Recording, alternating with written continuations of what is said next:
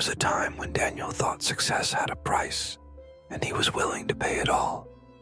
At 35, he had climbed the corporate ladder with the speed most admired. Project manager of one of the biggest tech firms in the city, always dressed sharp. His phone buzzing nonstop, eyes on deadlines, promotions, and numbers. From the outside, it looked like he had everything. But on the inside, something hollow echoed louder with each passing day. He lived in a high-rise apartment with floor-to-ceiling windows that overlooked a skyline he barely noticed. Each morning was a blur of emails, conference calls, and caffeine. Nights didn't feel like rest. They were just shorter meetings with sleep. There was no space for silence.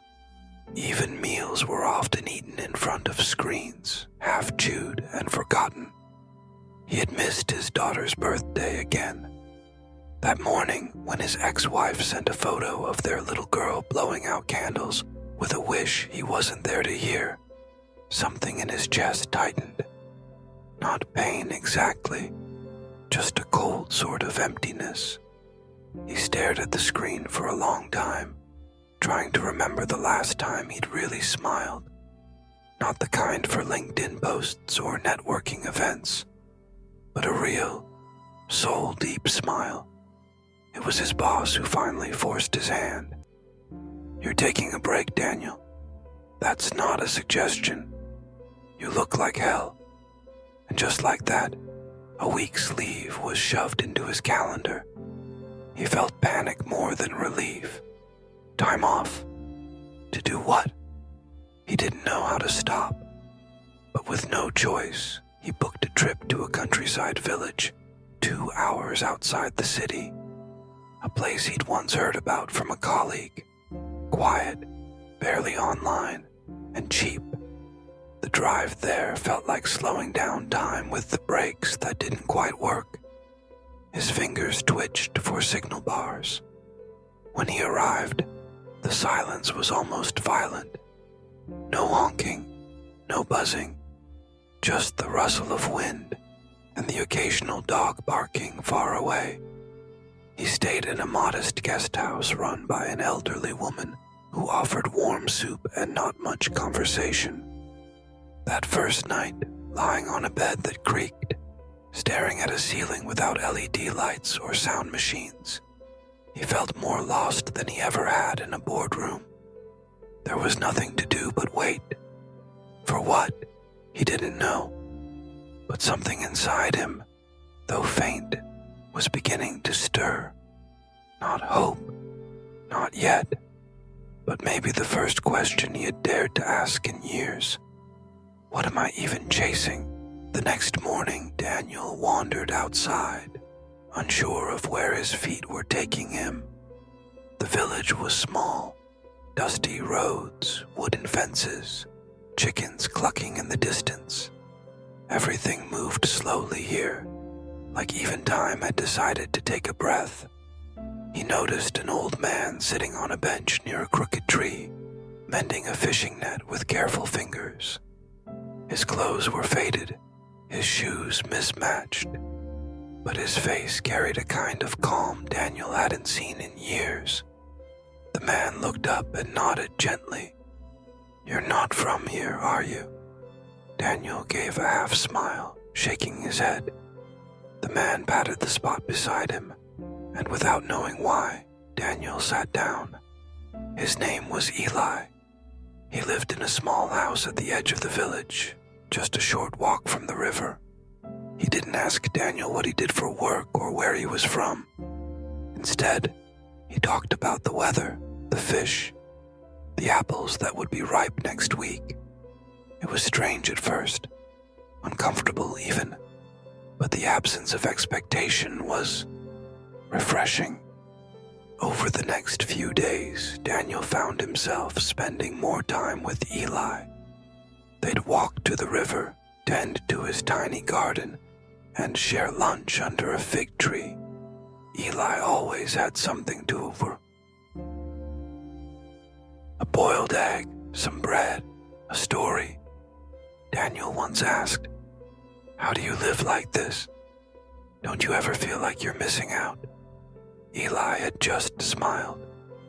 On what exactly? Daniel couldn't answer. He had no words to explain the feeling of always needing more, or the fear that if he stopped moving, everything would fall apart. One evening it rained softly.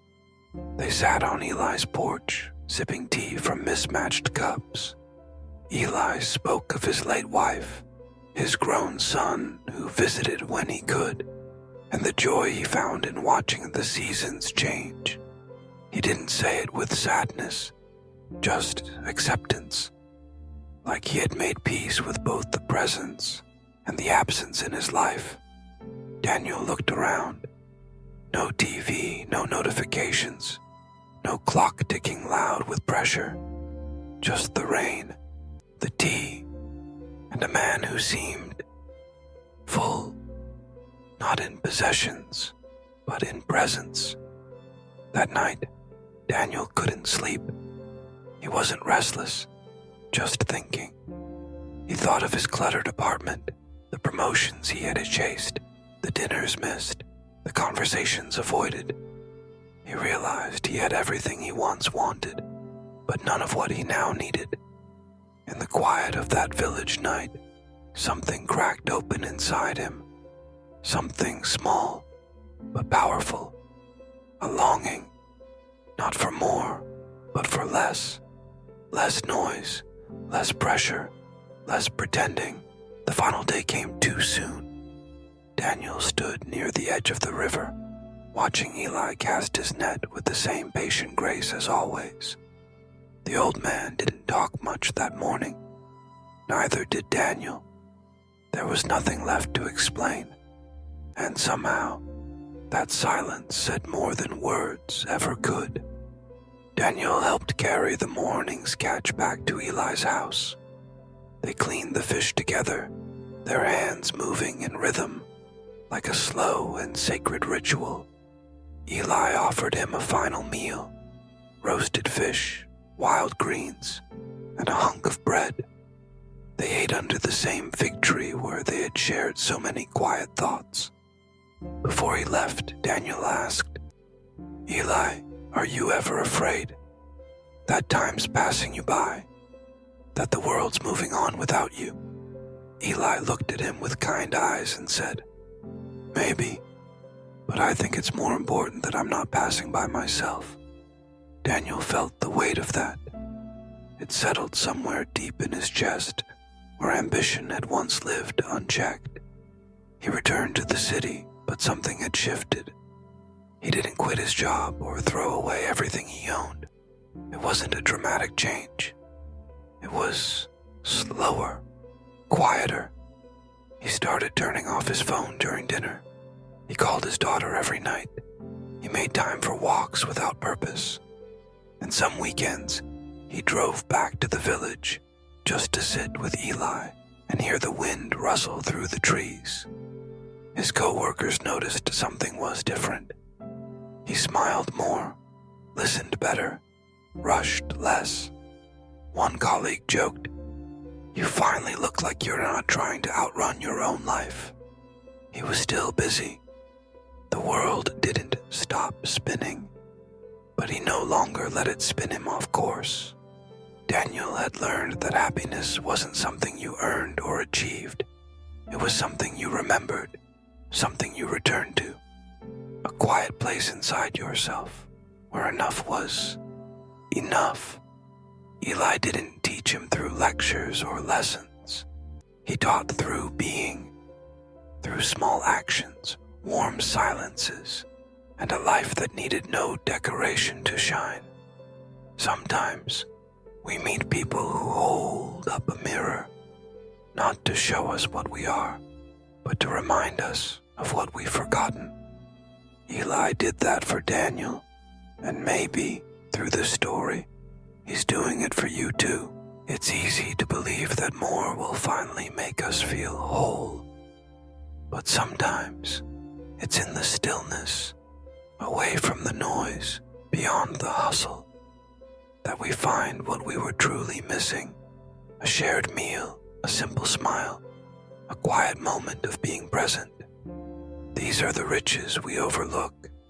You don't need to have it all. You just need to see what you already hold. If this story spoke to something in your heart, let it sit with you a while. And if you're ready, share it. Someone else might be searching for less too.